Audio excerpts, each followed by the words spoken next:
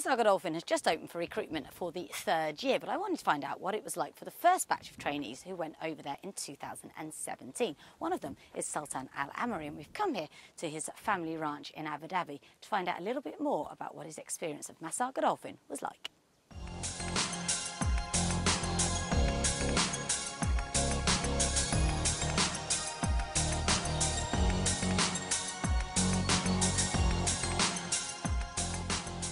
Thanks for having us along, Sultan. And tell us a little bit about Masar, because you were on the first year. Was that quite sort of daunting? Because you didn't probably know really what to expect, did you?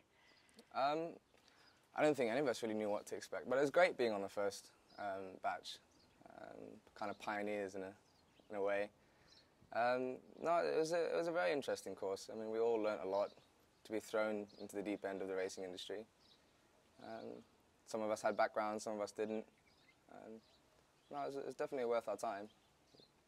Yeah. Your background is sort of with events and stunt horses. Is that simplifying it a bit too much? No, that's about it really.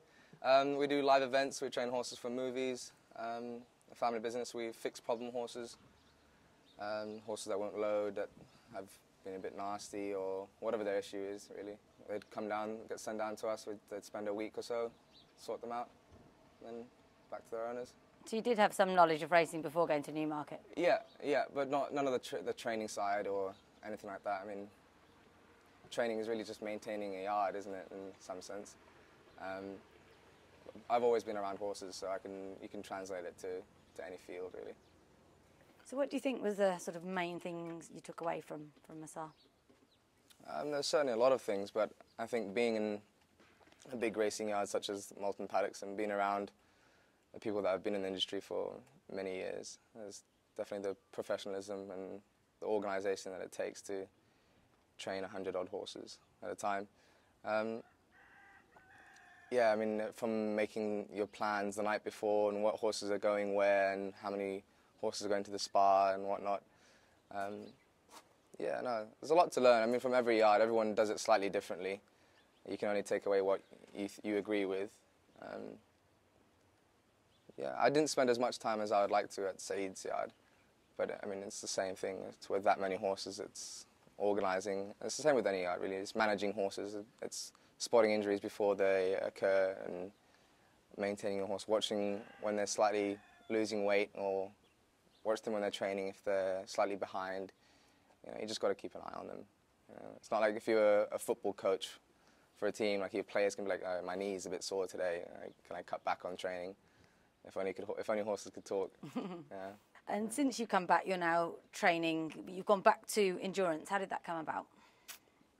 Well, my mum and my dad have always been around endurance. I grew up around the sport. I mean, before I could talk, I was at the endurance yards, and there's actually at His Highness Sheikh Mansour's stables, Al Wathba stables.